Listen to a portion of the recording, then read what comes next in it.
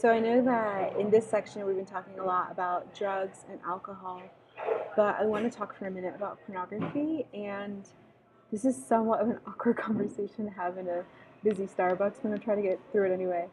All I ask is that this would be a girls only video. It's not that I don't want to be here for all of you guys. I do. It's a little bit awkward to talk about.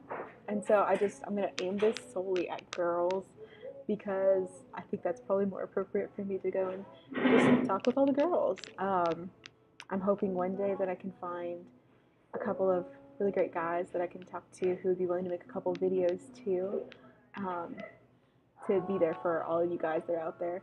Because I believe in you guys too. If you're watching, if you snuck onto here, I believe in you if you're a guy. I just don't want to talk to you right now about this. So, back to the girls. Um, Man, I've been in youth ministry for a long time, and for a long time, the taboo was we just don't talk about certain subjects, and pornography was definitely one of them. And it started to break my heart as one by one, girls would come up to me and say, I watch this or I watch that, or I'm really into certain types of novels, or whatever.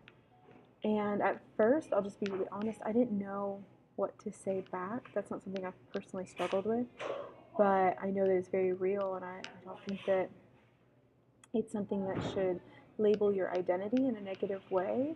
I know that there are a lot of girls who are struggling, and I think especially because we're girls, there's the thought of, well, that's a boy thing. Like, we don't, it doesn't happen to us. But there's a lot of statistical evidence that this is happening a lot, um, with young girls. And I think that smartphones have made it even harder. I know you can just be scrolling through certain social media channels and you're not even looking for it, it's going to show up. And curiosity can get the best of you, but also people talking about it can get the best of you. And all of a sudden, you start to feel things, and as you're watching, it doesn't feel terrible, it actually feels good. And that's just really hard to break.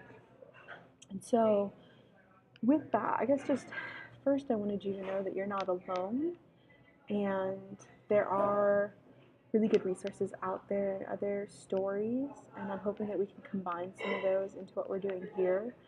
But first, you're not alone, and it is possible to change and shift some of those addictions. But the first one is the one of shame. Shame is going to keep you in the addiction. So just encourage you to watch the video Shame versus Guilt and find out what headspace you're in and which one has really got you tangled up. Are you guilty or are you feeling ashamed? Because there's actually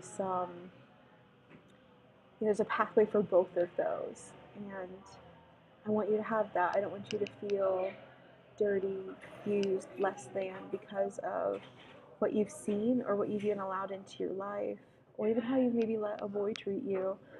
It it was a mistake, obviously, but I don't want that to be the thing that defines you.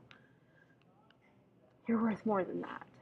And if you were sitting here with me, I would want you to know that I don't look at you any different. It's a very real struggle, and I'm rooting for you to find a way out. So I'm hoping to also make a couple more videos.